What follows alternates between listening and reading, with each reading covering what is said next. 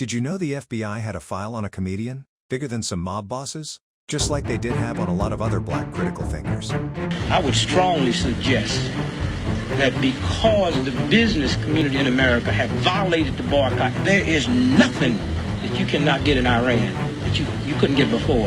I think because of that, I would strongly suggest put in the release that $8 billion. If nothing else, it gets off the mind that it's a money thing. By the end of this video, you'll know exactly why Dick Gregory was more than just a performer.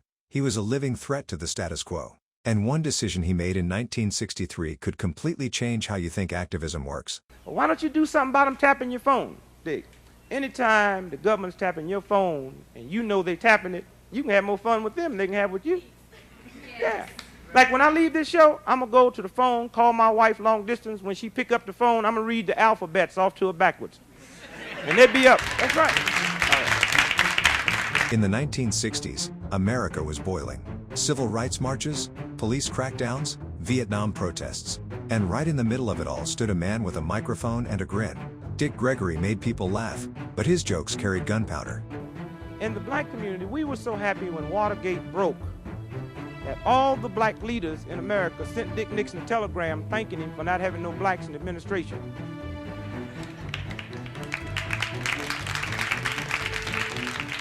Yeah, can't blame Watergate on us. Had it been one black, had it just been a rumor, we'd have got all the blame. I can just see Liddy standing in court.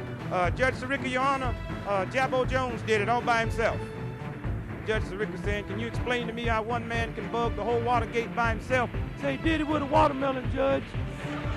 The more people laughed, the more dangerous he became to those in power. Gregory started in small clubs, telling jokes about everyday life. But unlike most comics, he didn't avoid the hard stuff.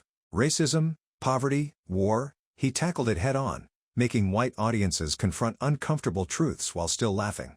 Then came The Tonight Show, a national audience, millions watching. That night wasn't just a comedy set.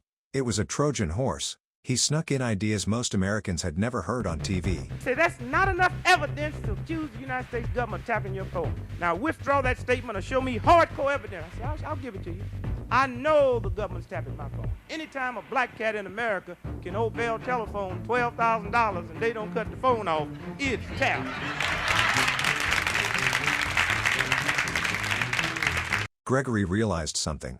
Comedy wasn't just entertainment. It was entry. Once people laughed with you, they'd listen to you. And that's when he shifted gears. He joined marches in Birmingham, sat in jail cells in Selma, and ran for public office, not to win, but to force the media to cover issues they ignored.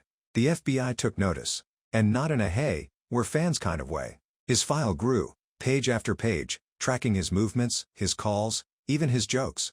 In the late 60s and 70s, Gregory went global. He protested the Vietnam War, exposed CIA covert actions, and launched hunger strikes that lasted weeks. Imagine that, a man whose career depended on his voice, risking his health to make a point. The media sometimes painted him as extreme, but he knew the stakes. Without bold action, nothing would change. His motto, I never learned hate at home, or shame.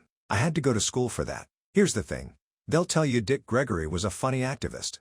That's like saying Muhammad Ali was a pretty good boxer. It's true, but it misses the point. Gregory was proof that you don't need power, money, or even permission to change the conversation. You just need the courage to keep speaking when everyone else goes silent. Today, the blueprint he created, mixing entertainment with truth-telling, is everywhere. Late-night hosts, satirical news shows, viral YouTubers, they're all using Gregory's playbook. But very few risked as much as he did. The question is, what would you do with that kind of influence? Would you just keep the laughs going? Or would you risk it all to speak the truth? Because Gregory's life shows us one thing. If your voice is loud enough, someone in power will try to shut it down. And that's when you know you're doing something right. Gave me everything a child would want. See, when I was born, we didn't have welfare. Everything a child would want. For Christmas, they told me a white man brought it to me. So we sit here, you and I, you're 81 years old, you've been a public person for most of that time. Yes. And you are not a liberated man? Not at all. No, you can't get liberated with money. It comes from inside.